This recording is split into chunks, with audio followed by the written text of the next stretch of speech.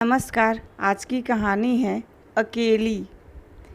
सोमा बुआ बुढ़िया है, सोमा बुआ परित्यक्ता है, सोमा बुआ अकेली है। सोमा बुआ का जवान बेटा क्या जाता रहा, उनकी जवानी चली गई। पति को पुत्र वियोग का ऐसा सदमा लगा कि वे पत्नी घर बार तजकर तीर्थवासी हुए और परिवार में कोई ऐसा सदस्य नहीं था जो उनके एकाकीपन को दूर करता। पिछले 20 वर्षों से उनके जीवन की इस एक रास्ता में किसी प्रकार का कोई व्यवधान उपस्थित नहीं हुआ, कोई परिवर्तन नहीं आया। यूँ हर साल 1 महीने के लिए उनके पति उनके पास आकर रहते थे, पर कभी उन्होंने पति की प्रतीक्षा नहीं की, उनकी राह में आंखें नहीं बिछाई। जब तक पति रहते उनका मन और भी मुरझाया हुआ रहता, क्योंकि पति के स्नेहहीन व्यवहार का अंकुश उनके रोज़मर्रा के जीवन की अबाध गति से बहती स्वच्छंद धारा को कुंठित कर देता। उस समय उनका घूमना फिरना, मिलना जुलना बंद हो जाता और सन्यासी जी महाराज से यह भी नहीं होता कि 2 मीठे बोल बोलकर सोमा बुआ को एक ऐसा संबल ही पकड़ा दें जिसका आसरा लेकर वे उनके वियोग के 11 महीने काट दें। इस स्थिति में बुआ को अपनी ज़िंदगी पास पड़ोस वालों के भरोसे ही काटनी पड़ती थी। किसी के घर मुंडन हो, छठी हो, जनेऊ हो, शादी हो या गमी, बुआ पहुंच जाती और फिर छाती फाड़ कर काम करती, मानो वे दूसरों के घर में नहीं अपने ही घर में काम कर रही हों।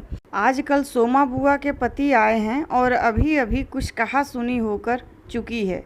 बुआ आंगन में बैठी धूप खा रही हैं, पास रखी कटोरी से तेल लेकर हाथों में मल रही हैं और बड़बड़ा रही हैं। इस 1 महीने में अन्य अवयवों के शिथिल हो जाने के कारण उनकी जीभ ही सबसे अधिक सजीव और सक्रिय हो उठती है।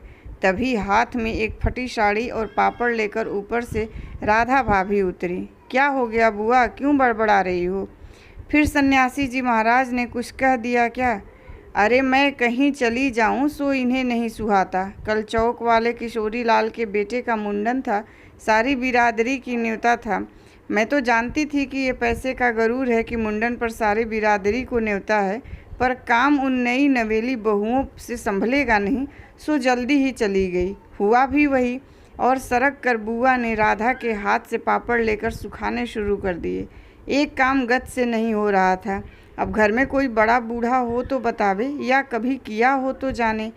गीत वाली औरतें मुंडन पर बन्ना बन्नी गा रही थीं। मेरा तो हंसते हंसते पेट फूल गया और उसकी याद से ही कुछ देर पहले का दुख और आक्रोश धुल गया। अपने सहज स्वाभाविक रूप में वे कहने लगी, भट्टी पर देखो तो अजब तमाशा, समोसे कच्चे ही उतार दिए और इतने बना दिए कि 2 बार खिला दो, और गुलाब जामुन इतने कम कि एक पंगत में भी पूरे न पड़े। उसी समय मैदा सानकर नए गुलाब जामुन बनाए। दोनों बहुएं और किशोरी लाल तो बेचारे इतना जस मान रहे थे कि क्या बताऊं। कहने लगे, अम्मा तुम न होती तो आज भद उड़ जाती। अम्मा तुमने लाज रख ली। मैंने तो कह दिया कि अरे अपने ही काम नहीं आवेंगे तो कोई बाहर से तो आवेगा नहीं। यह तो आजकल इनका रोटी पानी का काम रहता है, नहीं तो मैं सवेरे ही चली आती। तो सन्यासी महाराज क्यों बिगड़ पड़े? उन्हें तुम्हारा आना जाना अच्छा नहीं लगता बुआ? यूँ तो मैं कहीं आऊँ जाऊँ सो इन्हें नहीं सुहाता, और फिर कल किशोरी के यहाँ से बुलावा नहीं आया। अरे मैं तो कहूँ कि घर वालों का कैसा बुलावा, वे लोग तो मुझे अपनी माँ से कम नहीं समझते। नहीं तो कौन भला यूँ भट्टी और भंडार घर सौंप देता, पर उन्हें अब कौन समझावे। कहने लगे, तू जबरदस्ती दूसरे के घर में टांग अड़ाती फिरती है। और एकाएक उन्हें उस क्रोध भरी वाणी और कटु वचनों का स्मरण हो आया जिनकी बौछार कुछ देर पहले ही उन पर हो कर चुकी थी। याद आते ही फिर उनके आंसू बह चले। अरे रोती क्यों हो बुआ? कहना सुनना तो चलता ही रहता है। सन्यासी जी महाराज 1 महीने को तो आकर रहते हैं, सुन लिया करो। और क्या, सुनने को तो सुनती ही हूँ, पर मन तो दुखता ही है कि 1 महीने को आते हैं तो भी कभी मीठे बोल नहीं बोलते। मेरा आना जाना इन्हें सुहाता नहीं, सो तू ही बता राधा। ये तो साल में 11 महीने हरिद्वार रहते हैं, इन्हें तो नाते रिश्तेदारों से कुछ लेना देना नहीं, पर मुझे तो सबसे निभाना पड़ता है।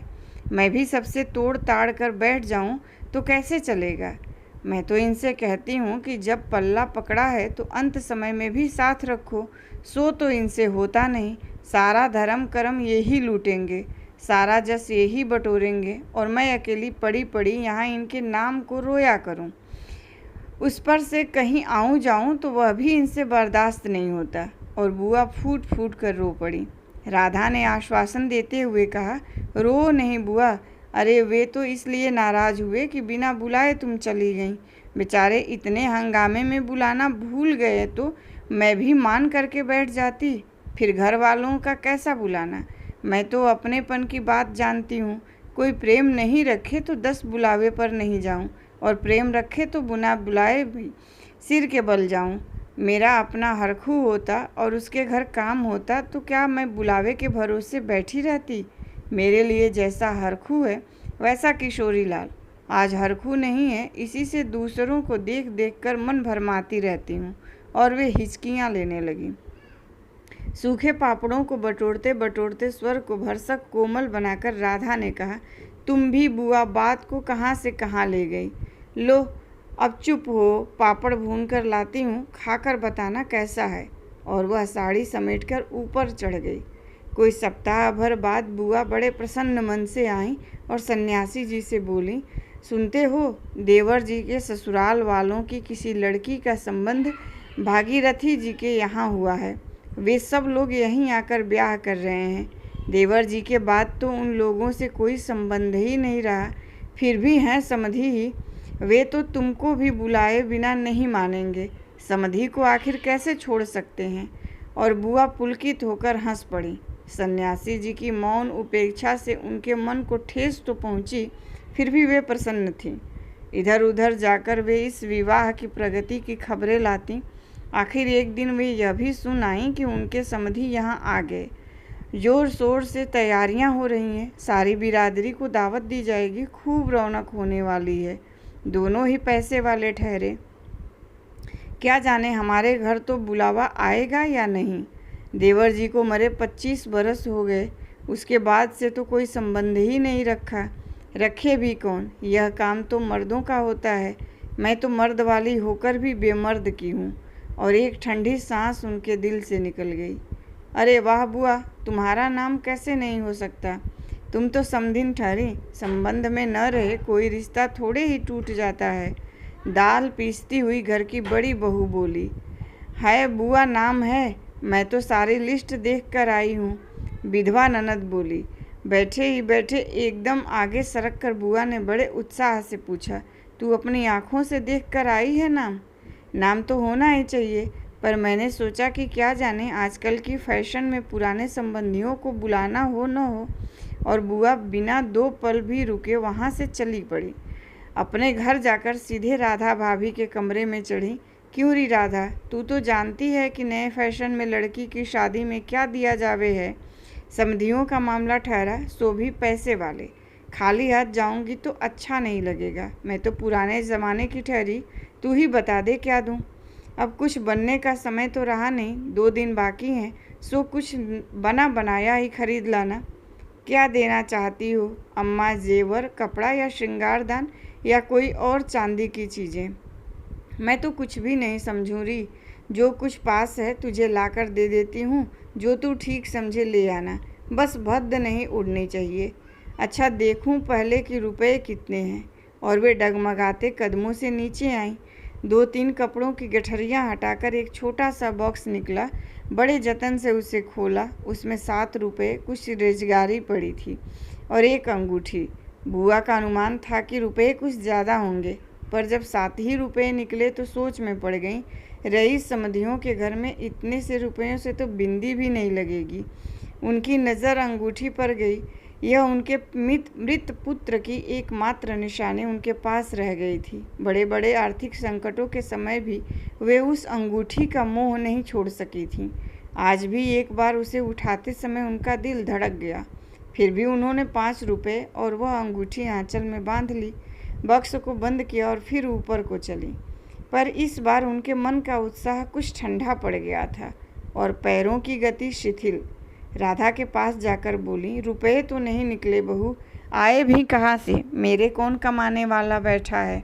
उस कोठरी का किराया आता है, उसमें तो 2 समय की रोटी निकल जाती है जैसे तैसे। और वो रो पड़ी। राधा ने कहा, क्या करूं बुआ, आजकल मेरा भी हाथ तंग है, नहीं तो मैं ही दे देती। अरे पर तुम देने के चक्कर में पड़ती क्यों हो? आजकल तो लेने देने का रिवाज ही उठ गया। नहीं रे राधा, समधियों का मामला ठहरा, 25 बरस हो गए तो भी वे नहीं भूले, और मैं खाली हाथ जाऊं? नहीं नहीं, इससे तो न जाऊं सो ही अच्छा। तो जाओ ही मत, चलो छुट्टी हुई, इतने लोगों में किसे पता लगेगा कि आई या नहीं। राधा ने सारी समस्या का सीधा सा हल बताते हुए कहा। बड़ा बुरा मानेंगे, सारे शहर के लोग जावेंगे और मैं समधिन होकर नहीं जाऊंगी तो यही समझेंगे कि देवर जी मरे तो संबंध भी तोड़ लिया। नहीं नहीं, तू यह अंगूठी बेच ही दे। और उन्होंने आंचल की गांठ खोलकर एक पुराने ज़माने की अंगूठी राधा के हाथ पर रख दी। फिर बड़ी मिन्नत के स्वर में बोली, तू तो बाजार जाती है राधा, इसे बेच देना और जो कुछ ठीक समझे खरीद लेना, बस शोभा रह जावे इतना ख्याल रखना। गली में बुआ ने चूड़ी वाले की आवाज़ सुनी तो एकाएक ही उनकी नज़र अपने हाथ की भद्दी मटमैली चूड़ियों पर जाकर टिक गई। कल समधियों के यहाँ जाना है, जेवर नहीं तो कम से कम कांच की चूड़ी तो अच्छी पहन ले। पर एक अत्यंत लाज ने उनके कदमों को रोक दिया। कोई देख लेगा तो। लेकिन दूसरे क्षण ही अपनी इस कमजोरी पर विजय पाती सी वे पीछे के दरवाजे पर पहुंच गईं और 1 रुपया कलदार खर्च करके लाल हरी चूड़ियों के बंद पहन लिए। पर सारे दिन हाथों को साड़ी के आंचल से ढके ढके फिरी। शाम को राधा भाभी ने बुआ को चांदी की एक सिंदूरदानी, एक साड़ी और एक ब्लाउज का कपड़ा लाकर दे दिया। सब कुछ देख पाकर बुआ बड़ी प्रसन्न हुई और यह सोच सोचकर कि जब वे ये सब दे देंगी तो उनकी समधिन पुरानी बातों की दुहाई दे देकर उनकी मिलनसारता की कितनी प्रशंसा करेगी, उनका मन पुलकित होने लगा। अंगूठी बेचने का गम भी जाता रहा। पास वाले बनिए के यहाँ से एक आने का पीला रंग लाकर रात में उन्होंने साड़ी रंगी। शादी में सफ़ेद साड़ी पहनकर जाना क्या अच्छा लगेगा। रात में सोई तो मन कल की ओर दौड़ रहा था। दूसरे दिन 9 बजते बजते खाने का काम समाप्त कर डाला। अपनी रंगी हुई साड़ी देखी तो कुछ जची नहीं। फिर ऊपर राधा के पास पहुंची। क्यों राधा, तू तो रंगी साड़ी पहनती है तो बड़ी आब रहती है, चमक रहती है, इसमें तो चमक आई नहीं। तुमने कलफ जो नहीं लगाया अम्मा, थोड़ा सा मांड दे देती तो अच्छा रहता। अभी दे लो, ठीक हो जाएगी। बुलावा कब का है? अरे नए फैशन वालों की मत पूछो, ऐन मौक़ों पर बुलावा आता है। 5 बजे का मुहूर्त है, दिन में कभी भी आ जाएगा। राधा भाभी मन ही मन मुस्कुरा उठी। बुआ ने साड़ी में मांड लगाकर सुखा दिया। फिर एक नई थाली निकाली। अपनी जमाने के दिनों में बुना हुआ क्रोशिये का एक छोटा सा मेजपोश निकाला। थाली में साड़ी, सिंदूरदानी, एक नारियल और थोड़े से बताशे सजाए। फिर जाकर राधा को दिखाया। सन्यासी महाराज सवेरे से इस आयोजन को देख रहे थे और उन्होंने कल से लेकर आज तक कोई 25 बार चेतावनी दे दी थी कि यदि कोई बुलाने न आए तो चली मत जाना, नहीं तो ठीक नहीं होगा।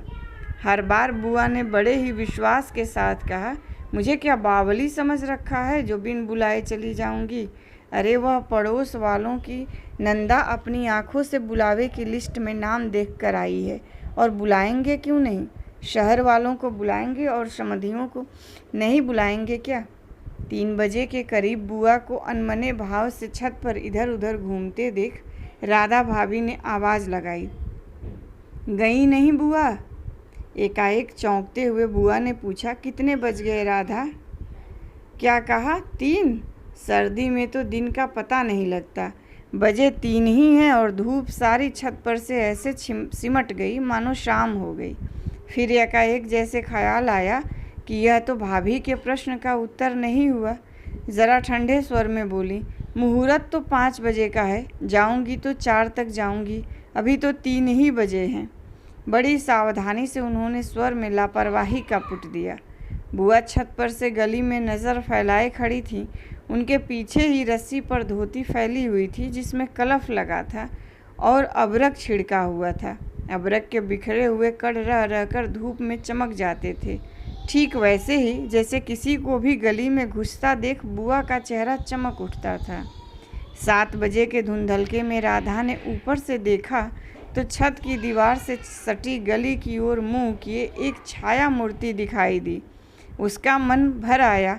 बिना कुछ पूछे इतना ही कहा, बुआ सर्दी में खड़ी खड़ी यहाँ क्या कर रही हो? आज खाना नहीं बनेगा क्या? 7 तो बज गए। जैसे एकाएक नींद में से जागते हुए बुआ ने पूछा, क्या कहा? 7 बज गए? फिर जैसे अपने से ही बोलते हुए पूछा, पर 7 कैसे बज सकते हैं? मुहूर्त तो 5 बजे का था। और फिर एकाएक ही सारी स्थिति को समझते हुए स्वर को भरसक संयत बनाकर बोली, अरे खाने का क्या है, अभी बना लूँगी, 2 जनों का तो खाना है, क्या खाना और क्या पकाना। फिर उन्होंने सूखी साड़ी को उतारा, नीचे जाकर अच्छी तरह उसकी तह की, धीरे धीरे हाथों की चूड़ियाँ खोली, थाली में सजाया हुआ सारा सामान उठाया और सारी चीज़ें बड़े जतन से अपने एकमात्र संदूक में रख दी और फिर बड़े ही बुझे हुए दिल से अंगीठी जलाने लगी। धन्यवाद। कहानी पसंद आई हो तो लाइक कीजिए, शेयर कीजिए और ऐसी ही कहानियों के लिए प्लीज़ मेरे चैनल को सब्सक्राइब कीजिए।